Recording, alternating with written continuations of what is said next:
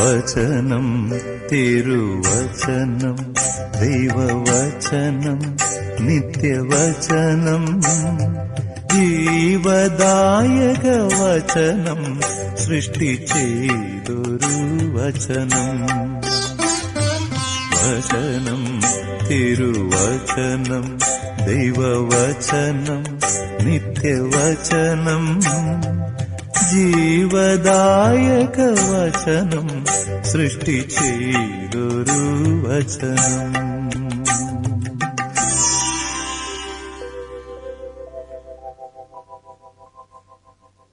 എന്ത് കേൾക്കാൻ? വചനം കേൾക്കാൻ വേഗത വേണം. വേഗത എന്ന് പറഞ്ഞു കഴിഞ്ഞാൽ നമ്മൾ അതിനുവേണ്ടിയുള്ള വലിയ ആകാംക്ഷയോടെ നമ്മൾ വചനം കേൾക്കണം. ഏത് മനുഷ്യനും കേൾപ്പാൻ വേഗതയും പറവാൻ താമസവും ഉണ്ടായിരിക്കട്ടെ. 21-ാം വാക്യത്തിൽ, ആകയാൽ എല്ലാ അഴുക്കും ദുഷ്ടതയുടെ ആധിക്യവും വിട്ട് നിങ്ങളുടെ ആത്മാക്കളെ രക്ഷിപ്പാൻ ശക്തിയുള്ളതും ഉൾനട്ടതുമായ വചനം സൗമ്യതയോടെ കൈക്കൊള്ളുവിൻ. ആത്മാക്കളെ രക്ഷിപ്പാൻ ശക്തിയുള്ള വചനം.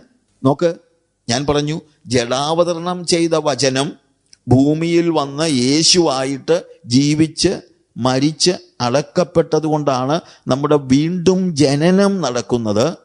പക്ഷേ അതേ അതായത് അത് ജഡാവതരണം ചെയ്ത വചനമാണെങ്കിൽ ആ യേശുവിൻ്റെ വചനങ്ങൾ എന്ന് പറയുന്ന അതും ജീവനാണ്.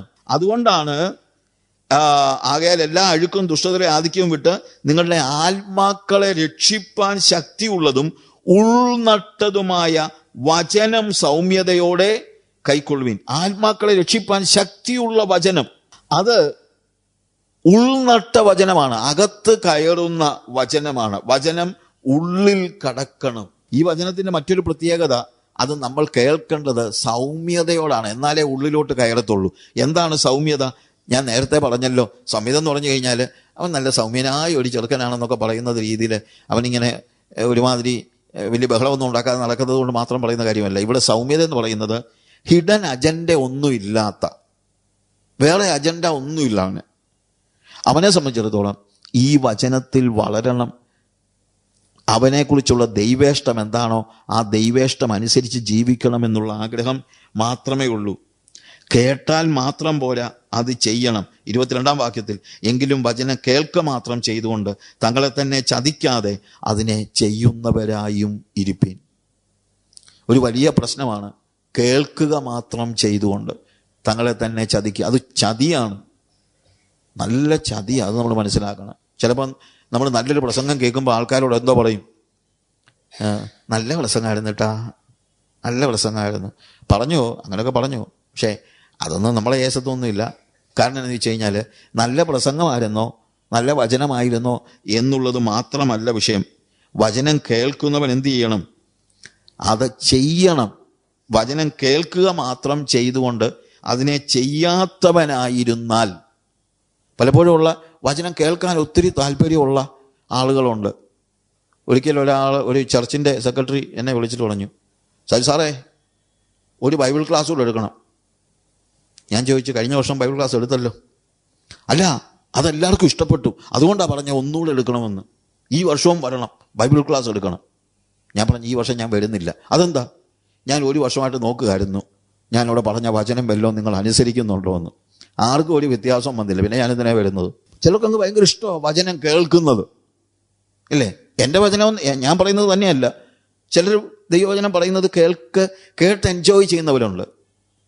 ഇവിടെ യാക്കോബ് പറയുന്നത് അങ്ങനെ കേട്ട് എൻജോയ് ചെയ്തു പോകുന്നവൻ തന്നെ വഞ്ചിക്കുകയാണെന്നാണ്. ഒരുത്തൻ വചനം കേൾക്കുന്നവനെങ്കിലും വചനം കേൾക്ക മാത്രം ചെയ്തുകൊണ്ട് തങ്ങളെ തന്നെ ചതിക്കാതെ, ഭയങ്കര ചതിയാണ്. വചനം കേട്ട് അതിൻ്റെ പെരിഫറലായിട്ടുള്ള കാര്യങ്ങളൊക്കെ എൻജോയ് ചെയ്തു പോകുന്ന അവസ്ഥ, അത് നമുക്ക് ട്രാൻസ്ഫർമേഷൻ വരുത്തണം. കാരണം ഈ വചനത്തിൽ എഴുതിയിരിക്കുന്നത് നമ്മെക്കുറിച്ചുള്ള ദൈവ ഇഷ്ടമാണ്. നമ്മുടെ പ്രവൃത്തിയെ അത് രൂപാന്തരപ്പെടുത്തണം. ഒരുത്തൻ വചനം കേൾക്കുന്നവനെങ്കിലും ചെയ്യാത്തവനായിരുന്നാൽ തൻ്റെ സ്വാഭാവിക മുഖം കണ്ണാടിയിൽ നോക്കുന്ന ആളോട് ഒക്കുന്നു, തന്നെത്താൻ കണ്ട് പുറപ്പെട്ട് താൻ ഇന്ന രൂപമായിരുന്നു എന്ന് ഉടനെ മറന്നുപോകുന്നു. പലർക്കും ഉണ്ടാകുന്ന പ്രശ്നം അത്.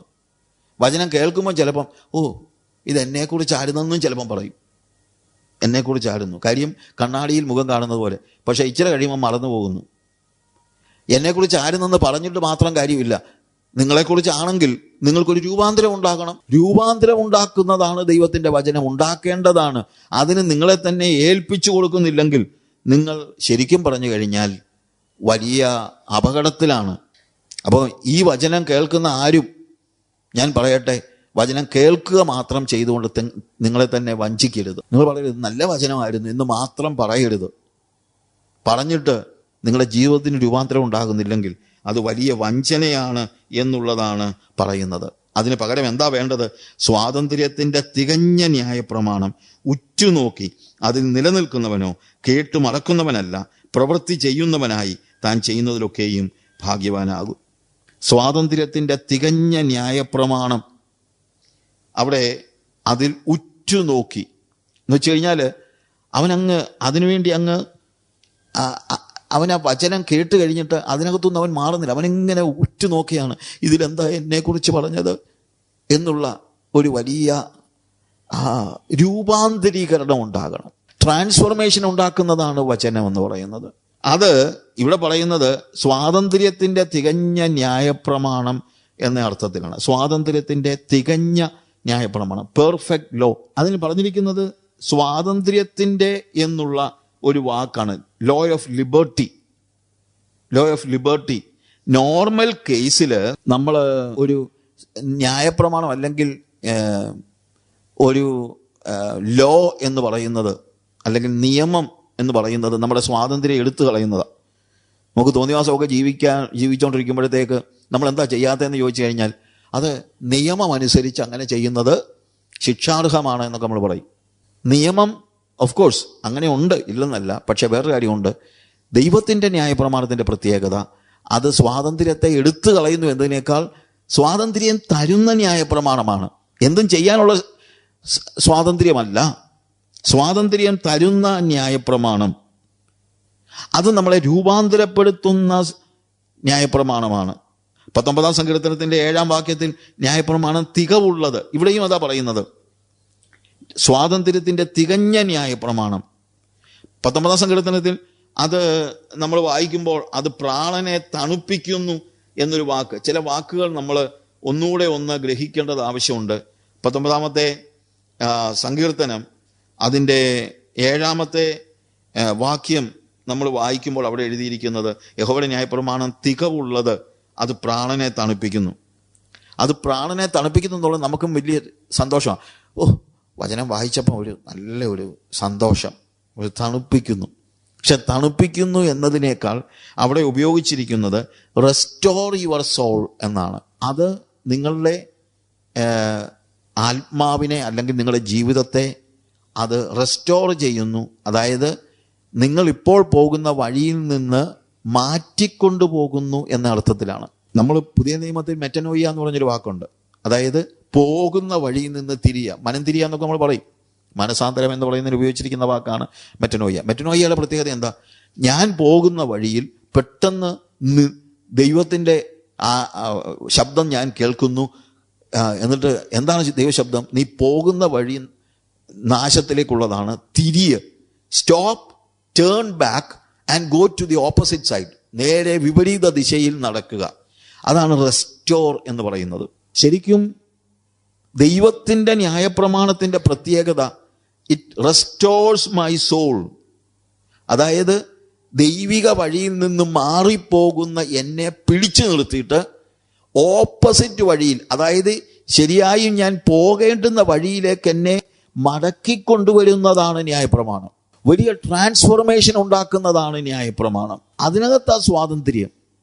അതാ സ്വാതന്ത്ര്യം എന്ന് നമ്മൾ പറയുന്നത്. It is a perfect law. നമ്മൾ ശരിക്കും പോയിക്കൊണ്ടിരിക്കുന്ന വഴി, ശരിക്കും പാപിയായ ഒരു മനുഷ്യൻ പോയിക്കൊണ്ടിരിക്കുന്നത് അവൻ തന്നെ അറിയുന്നില്ല അവൻ എങ്ങോട്ടാണ് പോകുന്നതെന്ന്. അവൻ പോകുന്ന നരകത്തിലേക്കാണ്. പക്ഷെ നമ്മൾ പറയുന്നു മനസാന്തരപ്പെടുക. എന്താ മനസാന്തരപ്പെടുക? സ്റ്റോപ്പ്, നിൽക്ക്, നീ പോകുന്ന വഴി ഇനി പോയാൽ അപകടമാണ്. അതുകൊണ്ട് നിൽക്കുക, തിരിയുക. ഇപ്പോൾ നീ ദൈവത്തിന് പുറംതിരിഞ്ഞാണ് പോകുന്നത്, എന്നാൽ നീ നിന്നിട്ട് ദൈവത്തിന് മുഖാമുഖം നീ പോകണം. അപ്പം ഞാനിപ്പോൾ ഇങ്ങനെ നടന്നു പോകുമ്പോൾ നേരെ തിരിഞ്ഞാൽ, ഇപ്പോൾ എൻ്റെ പുറകിലുള്ള ഒരാൾക്ക് പുറംതിരിഞ്ഞ് ഞാൻ പോകുന്നു. ദൈവം പുറകിലിരിക്കുക, പുറംതിരിഞ്ഞ് പോകുന്നു. അതാണ് പാപിയുടെ ജീവിതം. ദൈവത്തിൽ നിന്ന് അകന്നകന്ന് പോവുകയാണ്, ഓപ്പോസിറ്റ് ഡിറക്ഷനില്ല. മനസാന്തരം എന്താ? മനസാന്തരം എന്ന് പറയുന്നത് നിന്ന് തിരിയുക എന്നുള്ളതാണ്. ഞാൻ പറഞ്ഞ മനസ്സിലായല്ലോ. അതാണ് ന്യായപ്രമാണത്തിൻ്റെ പ്രത്യേകത, അല്ലെങ്കിൽ വചനത്തിൻ്റെ പ്രത്യേകത. വചനം ഞാൻ പോകുന്ന എൻ്റെ വഴിയിൽ തടസ്സമിട്ടിട്ട് എന്നോട് പറയാണ്, ഈ പോകുന്ന വഴി നീ പോകേണ്ടുന്ന വഴിയല്ല, എൻ്റെ ഇഷ്ടം അതല്ല, അതുകൊണ്ട് സ്റ്റോപ്പ് ആൻഡ് ടേൺ ബാക്ക്. ഇപ്പോൾ നീ ദൈവം പുറയില്ല, ദൈവത്തിന് പുറംതിരിഞ്ഞ് നടക്കുകയാണ്. ഇല്ല, ദൈവത്തിന് മുഖാമുഖം നടക്കണം, തിരിയണം. അങ്ങനെ എന്നെ തിരിച്ച് ദൈവ വഴിയിൽ നടത്തുന്നതാണ് ന്യായപ്രമാണം. അപ്പോൾ വചനത്തിന്റെ പ്രത്യേകതയാണ്, ദൈവത്തിന്റെ ഇഷ്ടത്തിൽ നിന്ന് ഓടിപ്പോയിക്കൊണ്ടിരിക്കുന്ന എന്നെ നിർത്തി ദൈവത്തിന്റെ ഇഷ്ടത്തിലേക്ക് വഴിതിരിച്ചു വിടുന്ന, അതാണ് ശരിയായിട്ടും ദൈവത്തിന്റെ വചനത്തിന്റെ പ്രത്യേകത. സ്വാതന്ത്ര്യത്തിന്റെ ന്യായപ്രമാണമാണ്, ലോ ഓഫ് ലിബർട്ടി എന്നുള്ളതാ നമ്മളിവിടെ കാണുന്നത്. ഞാൻ ചില ഭാഗങ്ങൾ ഒന്ന് ആലോചിച്ചു. ഈ സ്വാതന്ത്ര്യത്തിന്റെ ന്യായപ്രമാണം, എന്തിൽ നിന്നൊക്കെയാണ് വചനം നമുക്ക് സ്വാതന്ത്ര്യം തരുന്നത്? വചനം ദൈവത്തിന്റെ ഇഷ്ടമാണ് നമുക്ക് പറഞ്ഞു തരുന്നത്. ആ ദൈവത്തിന്റെ ഇഷ്ടത്തിലേക്ക് വരുമ്പോൾ, ദൈവത്തിന്റെ ഇഷ്ടം എന്താണെന്നും ഇതിലൂടെ നമ്മൾ അറിയുകയാണ്. ആ ഇഷ്ടത്തിലേക്ക് നമ്മൾ വരുമ്പോൾ നമ്മൾ നേരെ വിപരീത ദിശയിലാണ് നടക്കുന്നത്. ഇവിടെ നമുക്ക് സ്വാതന്ത്ര്യമുണ്ട്. സ്വാതന്ത്ര്യം പാപം ചെയ്യാനുള്ള സ്വാതന്ത്ര്യമല്ല, പ്രത്യുത നമുക്ക് ഓരോ കാര്യങ്ങൾ, ഞാൻ ചില ഭാഗങ്ങളൊന്ന് കുറിച്ചു വച്ചു. എന്തിൽ നിന്നൊക്കെയാണ് സ്വാതന്ത്ര്യത്തിന്റെ തികഞ്ഞ ന്യായപ്രമാണമെന്നാണല്ലോ പറയുന്നത്. എന്തിൽ നിന്നൊക്കെയാണ് സ്വാതന്ത്ര്യം നൽകിയിരിക്കുന്നത് എന്ന് ഞാനൊന്ന് കുറിച്ചു. അപ്പൊ എനിക്ക് മനസ്സിലായ കാര്യമുണ്ട്. ഒന്ന്, എനിക്ക് എൻ്റെ സ്വയത്തിൽ നിന്ന് ഈ ന്യായപ്രമാണം സ്വാതന്ത്ര്യം തരുന്നു. എൻ്റെ സ്വയത്തിൽ നിന്ന്. കാരണം ഞാൻ ഇന്നലെ വരെ എൻ്റെ സ്വയത്തിൻ്റെ ജീവിതമാണ് ജീവിച്ചിരുന്നത്, സ്വയത്തിൻ്റെ ഇഷ്ടമാണ് നിർവഹിച്ചിരുന്നത്. ഞാൻ ഇന്നലെ വരെ രക്ഷിക്കപ്പെടാത്ത ഒരു അവസ്ഥയിൽ ഞാൻ എന്താ ചെയ്തിരുന്നത്? എനിക്കിഷ്ടമുള്ള കാര്യം ഞാൻ ചെയ്യുന്നു. എൻ്റെ സ്വയമാണ് പ്രവർത്തിച്ചത്, ദൈവമൊന്നും അല്ലല്ലോ പ്രവർത്തിച്ചത്. എൻ്റെ സ്വയം, അതായത് എൻ്റെ സിംഹാസനത്തിൽ ഇരുന്നത് ഞാൻ തന്നെയാണ്. എൻ്റെ കൈ എന്ത് ചെയ്യണമെന്ന് ഞാൻ കൽപ്പിച്ചു. എൻ്റെ ജഡം എന്ന് നമ്മൾ പുതിയ നിയമത്തിൻ്റെ അടിസ്ഥാനത്തിൽ പറയാം. ഞാൻ കൽപ്പിച്ചു എന്ത് ചെയ്യണമെന്ന്. ഞാൻ പറഞ്ഞു, എൻ്റെ കൈയോട് പറഞ്ഞു അടിയടാന്ന്. കൈ അടിച്ചു. കൈ തനിയെ അടിക്കത്തില്ല, കൈ തനിയെ അടിക്കത്തില്ല. ഒരു ചെറുക്കൻ മറ്റൊരു ചെറുക്കനെ അടിച്ചപ്പോൾ ചോദിച്ചു, എന്തിനാടാ നീ എന്നെ തല്ലിയത്? എന്നെ പറഞ്ഞു, ഞാൻ തല്ലിയില്ല. പിന്നെ ആരാ തല്ലിയത്? എൻ്റെ കൈ ആയിരിക്കുമെന്ന്. എൻ്റെ കൈ ആയിരിക്കുമെന്ന് തല്ലിയത്. അങ്ങനെ കൈക്ക് തല്ലാൻ പറ്റുമോ? ഇല്ല, കൈയല്ല തല്ലുന്നത്, ഞാനാണ്. കൈ ഒരു ഉപകരണം മാത്രമാണ്. എൻ്റെ സ്വയത്തിൻ്റെ അവയവമായിട്ട് ഞാൻ കയ്യെ ഉപയോഗിച്ചിരുന്നതായ ഒരു കാലഘട്ടമുണ്ട്. ഞാൻ സ്വയത്തിൻ്റെ അടിമയായിരുന്നു. നമ്മൾ സ്വയത്തിൻ്റെ അടിമകളാണ്. അതിൽ നിന്ന് വചനം നമുക്ക് സ്വാതന്ത്ര്യം തരുന്നു. അതാണ് നമുക്ക് മനസ്സിലാക്കാൻ കഴിയുന്നതായ കാര്യം. എൻ്റെ ജഡത്തിൻ്റെ ഇഷ്ടങ്ങൾ ഓരോന്നും ചെയ്യാനായിട്ട് ഞാൻ ആഗ്രഹിച്ച് എൻ്റെ സ്വയത്തിന് എന്നെ തന്നെ കൊടുത്തിരുന്ന, അതായത് എൻ്റെ തീരുമാനമെടുക്കുന്ന സിംഹാസനത്തിൽ യേശു അല്ലായിരുന്നു കർത്താവ്, ഞാൻ തന്നെയായിരുന്നു. ഞാൻ എൻ്റെ രാജാവായിട്ട് ഞാൻ ഇരിക്കുമ്പോൾ അവിടെയാണ് വചനം കയറിയിരിക്കുന്നത്. കർത്താവ് കയറിയിരുന്നു, അവൻ കർത്താവ് കയറിയിരുന്ന കർത്താവിൻ്റെ വചനം. പിന്നെ എൻ്റെ കൈ കർത്താവ് പറയുന്നത് അനുസരിക്കാനുള്ളതാണ്. കർത്താവ് കൽപ്പന തരും, കർത്താവിൻ്റെ വചനം. ഇന്നലെ തല്ലിയിരുന്ന കൈകൊണ്ട് ഞാനിന്ന് കഷ്ടമനുഭവിക്കുന്നവനെ തലോടുകയാണ്. കാരണം അതാണ് വചനം എന്നെ പഠിപ്പിച്ചത്. അപ്പോൾ വചനം എനിക്ക് എൻ്റെ സ്വയത്തിൽ നിന്ന് സ്വാതന്ത്ര്യം നൽകി. നമ്മൾ ഗലാത്യലേഖനം വായിക്കുമ്പോൾ അതിൻ്റെ 5-ാം അധ്യായത്തിൽ അതിൻ്റെ 16-17 വാക്യങ്ങൾ വായിക്കുമ്പോൾ അവിടെ നമ്മൾ കാണുന്നത്, ആത്മാവിനെ അനുസരിച്ച് നടപ്പീൻ, എന്നാൽ നിങ്ങൾ ജഡത്തിൻ്റെ മോഹം നിവർത്തിക്കുകയില്ല. ആത്മാവിനെ അനുസരിച്ച് നടപ്പീൻ. ഇപ്പോൾ എന്നിൽ വസിക്കുന്നത് പരിശുദ്ധാത്മാവാണ്. നേരത്തെ ഞാനാണ് കയറിയിരുന്നത്, എനിക്കിഷ്ടമുള്ള കാര്യങ്ങളാണ് ചെയ്തിരുന്നത്. പക്ഷെ എനിക്കിഷ്ടമുണ്ടായിരുന്ന എൻ്റെ താല്പര്യത്തിനനുസരിച്ച് ജീവിച്ചപ്പോൾ ആ ജീവിത രീതിയുടെ നേരെ വിപരീത ദിശയിലാണ് ഇപ്പോഴ്. കാര്യം ഇപ്പൊ അവിടെ കയറിയിരിക്കുന്നത് ആത്മാവാ. ദൈവത്തിന്റെ പരിശുദ്ധാത്മാവ് എൻ്റെ ഉള്ളിൽ കയറിയിരുന്ന് എൻ്റെ കയ്യിനും കാലിനും എൻ്റെ കണ്ണിനും ചെവിക്കും എല്ലാം ആജ്ഞ കൊടുക്കുകയാണ്.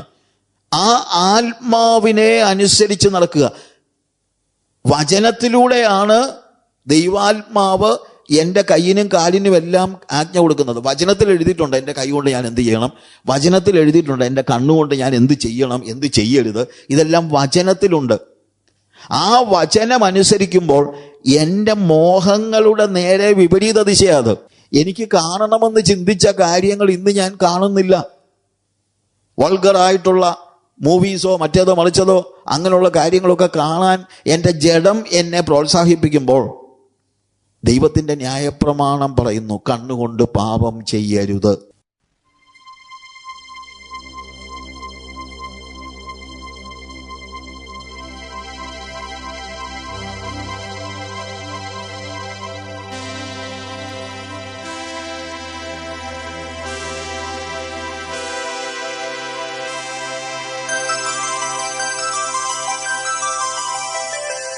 വചനം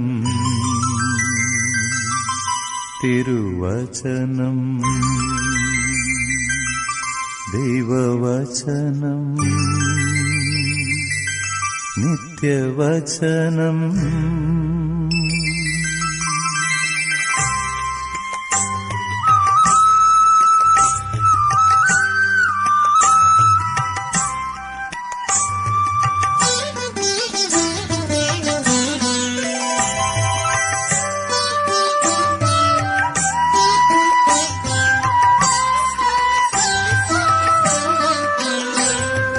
വചനം തിരുവചനം ദൈവവചനം നിത്യവചനം ജീവദായക വചനം സൃഷ്ടി ചെയ്തൊരു വചനം. വചനം തിരുവചനം ദൈവവചനം നിത്യവചനം ജീവദായക വചനം സൃഷ്ടി ചെയ്തൊരു വചനം.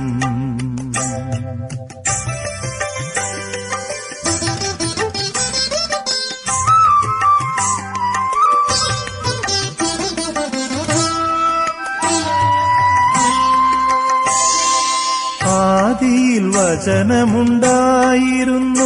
ആ വചനം ദൈവമായിരുന്നു.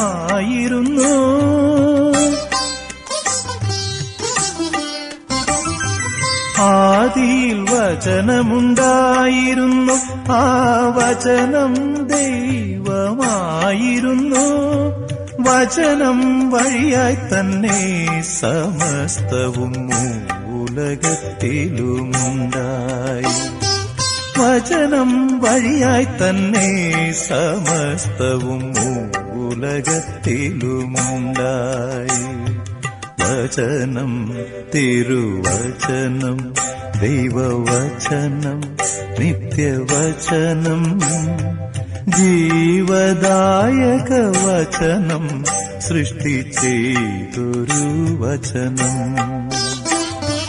വചനം തിരുവചനം ദൈവവചനം നിത്യവചനം ജീവദായക വചനം സൃഷ്ടി ചെയ്തൊരു വചനം.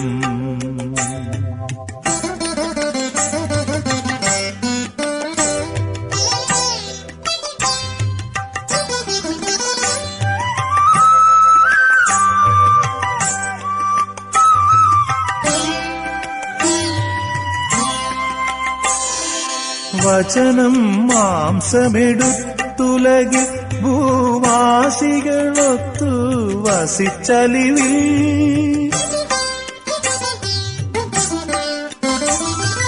വചനം മാംസമെടുത്തുലകിൽ ഭൂവാസികളൊത്തു വസിച്ചലിവിൽ.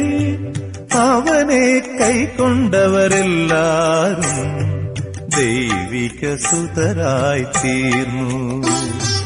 അവനെ കൈക്കൊണ്ടവരെല്ലാരും ദൈവിക സുതരായി തീർന്നു. വചനം, തിരുവചനം, ദൈവവചനം, നിത്യവചനം, ജീവദായക വചനം, സൃഷ്ടി ചെയ്തൊരു വചനം. വചനം, തിരുവചനം, ദൈവവചനം, നിത്യവചനം, ജീവദായക വചനം, സൃഷ്ടി ചെയ്തൊരു വചനം.